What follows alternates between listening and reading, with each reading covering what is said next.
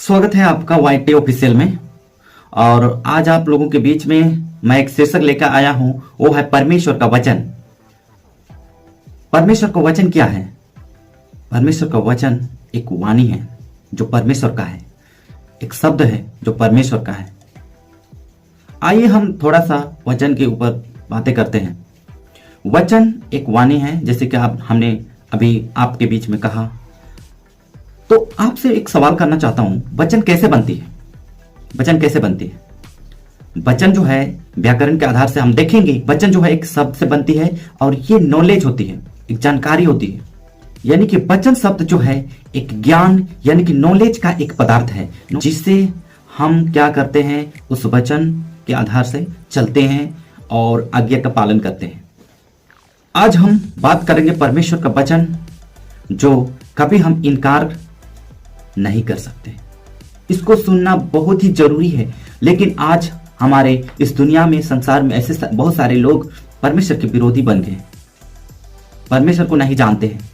परमेश्वर को नहीं जानने के कारण से आज परमेश्वर के वचन को नहीं पहचान रहे हैं। यही कारण है कि आज परमेश्वर से लोग दूर होते चले जा रहे हैं और वो परमेश्वर को नहीं जान पा रहे हैं। असल में परमेश्वर का वचन उनके अंदर नहीं है, परमेश्वर का वचन उनको मालूम नहीं है। परमेश्वर का वचन में इतना सामर्थ्य है, शक्ति है कि हम इंसान को बदल सकता है, हम इंसान को एक परिवर्तन जीवन दे सकता है, जो इंसान को जीने के लायक बनाता है। आज इस संसार में सरकार का एक कानून बना हुआ है, नियम बना हुआ है। अगर यदि कोई उस कानून और उस नियम के आधार से नहीं चलता है तो उस व्यक्ति के लिए सजा तय किया गया है। सरकार के जो नियम नहीं मानने के कारण से आज कई सारे लोग मर चुके हैं। बहुत सारे लोग जो है आत्महत्या कर लिए हैं ताकि जो है सरकार के नियम को ना पालन करें। बहुत सारे लोग जो है सरकार के नियम को पालन नहीं के कारण रहने के लायक नहीं बन जाते हैं और उस सरकार के विरोधी बन जाते हैं और उस देश में रहने के लायक नहीं होते हैं और उस देश के देशद्रोही बन जाते हैं। तो यही कारण है कि आज्ञा ना मानना। आज्ञा एक वचन के जैसा है, आज्ञा एक वचन के जैसा है। परमेश्वर का वचन कैसा है? परमेश्वर का वचन कैसा है जो अति आवश्यक है। परमेश्वर का वचन को हम सिर्फ सुनते नहीं बल्कि उसके पीछे चलते हैं। आइए हम भजन संहिता की किताब उसका 12 अध्याय उसका 6 को पढ़ेंगे। यहां पर हमें मिलता है, पवित्र है और एक चांदी के समान जो ताई गई है और एक प्रकार से जो 7 बार इसको निर्मल किया गया है। इस तरह से जो वचन है परमेश्वर का है। आइए हम इस वचन को थोड़ा सा हम देखेंगे। परमेश्वर का वचन पवित्र है, उस चांदी के समान जो भाटी में मिट्टी पर ताई गई और 7 बार निर्मल की गई हो। स्पष्ट रूप से बताती है एक पवित्र है, वचन जो है पवित्र है और चांदी के समान ताई गई है। इसको आगे हम देखेंगे 7 बार निर्मल किया गया है। तो वैसे ही ये जो है परमेश्वर का वचन पवित्र है, यानी कि निर्मल है, चांदी के समान ताई गई है। तो यहां पर हम देख सकते हैं कि परमेश्वर का वचन यूनिक है, परमेश्वर का वचन सबसे अलग है। इस दुनिया में ऐसी कोई चीज नहीं है जो परमेश्वर का जो वचन है उसके अनुसार है। यानी परमेश्वर का वचन जो है इस दुनिया की चीजें से बहुत ही अलग है, बहुत ही अलग है। इसलिए हम देखते हैं परमेश्वर का वचन जो है एक सत्य वचन है, सत्य वचन।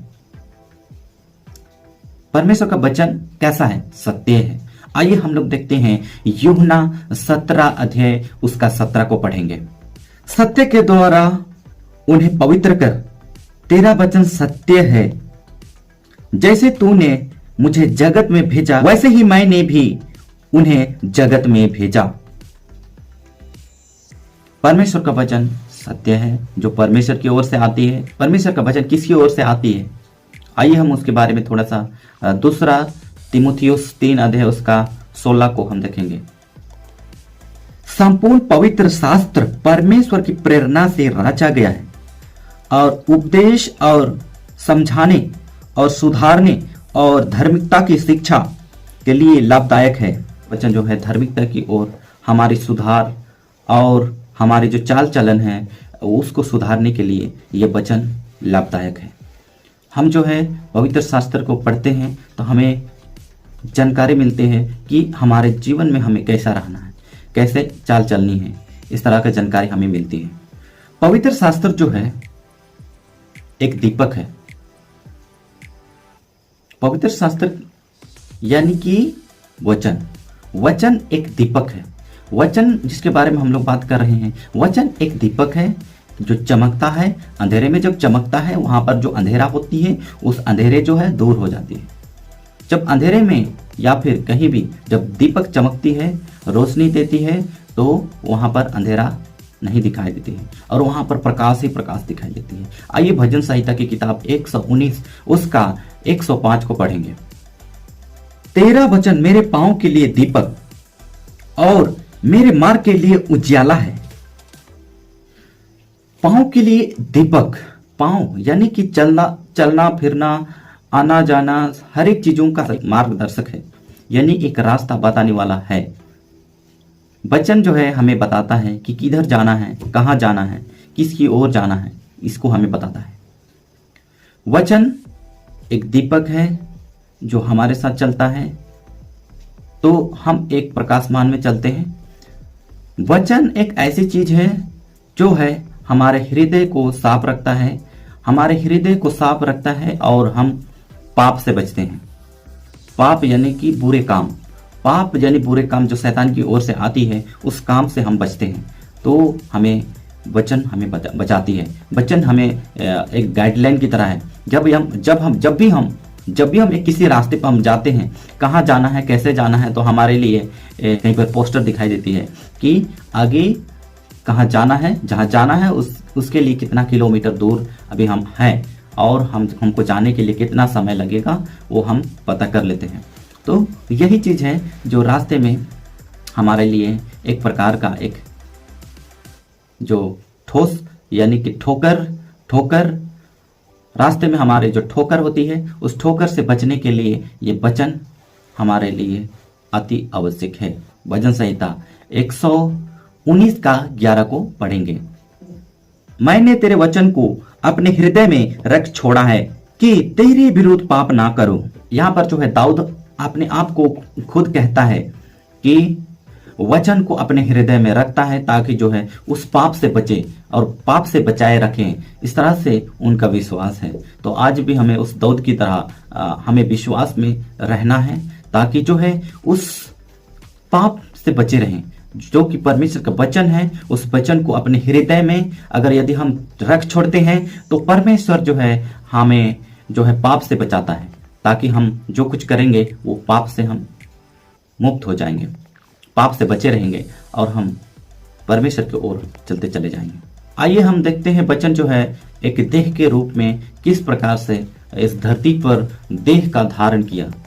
वचन जो है एक देह का धारण कर लिया, कैसा हमारे लिए वो देह का धारण हुआ। तो आइए हम उसके विषय में आज हम यूहन्ना 1 अध्याय उसका 1 से 3 को पढ़ेंगे। आदि में वचन था और वचन परमेश्वर के साथ था और वचन परमेश्वर था। यही आदि में परमेश्वर के साथ था। सब कुछ उसी के द्वारा उत्पन्न हुआ और जो कुछ उत्पन्न हुआ है उसमें से कोई भी वस्तु उसके बिना उत्पन्न नहीं हुई। यहाँ पर स्पष्ट रूप से हमें सिखाती है सब कुछ परमेश्वर की ओर से, वचन परमेश्वर की ओर से हमारे बीच में डेरा किया, हमारे लिए डेरा किया ताकि जो है एक उद्धार का मार्ग बना सके, एक रास्ता बना सके हमारे लिए। यानी देह धारण किया जो हम व्यक्तियों के लिए, हम इंसानों के लिए एक अनंत जीवन का रास्ता खोल दे। और यीशु मसीह ने यही किया जो हम इंसानों को जो जरूरत थी, जो इंसानों को जो पाप में डूब गए थे, जो पाप में मर गए थे आदम के समय से, और उसी को यीशु मसीह ने आज हमारे लिए इस धरती पर बलिदान दिया, अपना खून बहाया, अपना लहू बहाया, जो हमारे लिए किया। और इसको जानना हमारे लिए अवश्य है, जानकारी रखना हमारे लिए अवश्य है। जानकारी रखना ही नहीं बल्कि हम इसको फॉलो करना, हमें इसको मानना, ये हमें जो है परमेश्वर चाहता है।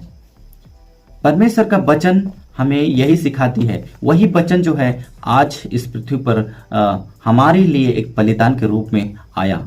यूहन्ना 5 अध्याय उसका 39 को पढ़ेंगे, यूहन्ना 5 अध्याय उसका 39 को पढ़ेंगे, हमें यहाँ पर क्या मिलता है? हमें यहाँ पर मिलता है जो वचन है वो यीशु मसीह ने उसको गवाही देता है। यीशु मसीह की जो गवाही है वो हमारे लिए है, वो जो हर इंसान के लिए एक अनंत जीवन हमें देता है। आइए हम लोग यूहन्ना की किताब उसका 5 अध्याय उसका 39 को पढ़ेंगे। तुम पवित्र शास्त्र को ढूंढते हो क्योंकि समझते हो कि उसमें अनंत जीवन तुम्हें मिलता है, और यह वही है जो मेरी गवाही देता है। यहाँ पर स्पष्ट रूप से हमें ये सिखाती है, ये यीशु मसीह का खुद का शब्द है। यीशु मसीह खुद कहता है, ये मेरी एक गवाही है।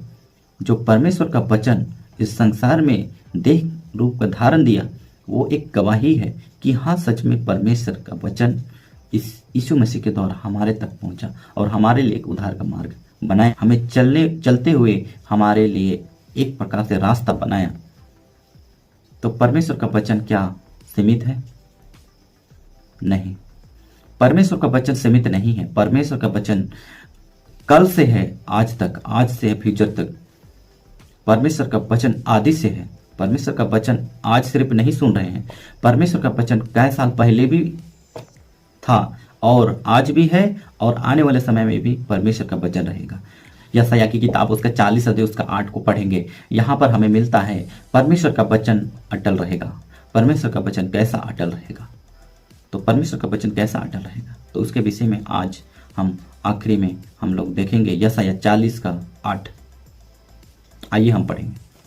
घास तो सूख जाती है और फूल मुरझा जाता है, परंतु हमारे परमेश्वर का वचन सदैव अटल रहेगा। परमेश्वर का वचन अटल रहेगा दोस्तों, परमेश्वर का वचन अटल रहेगा।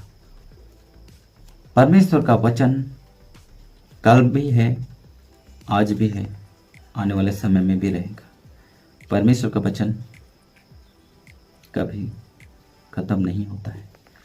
कई सारे लोगों का कहना है कि वचन सीमित समय के लिए रहेगा, लेकिन मैं आपको बताना चाहता हूँ परमेश्वर का वचन जो है हमारे लिए अटल है और हमेशा रहेगा। इसको हमें मानना है, हमें सुनना है वचनों को, और हमें हमारे हृदय में रखना है। परमेश्वर का वचन को हमारे हृदय में रखेंगे तो परमेश्वर जो है हमारे हृदय को साफ करेगा और हमें पाप से बचा के रखेगा। तो धन्यवाद।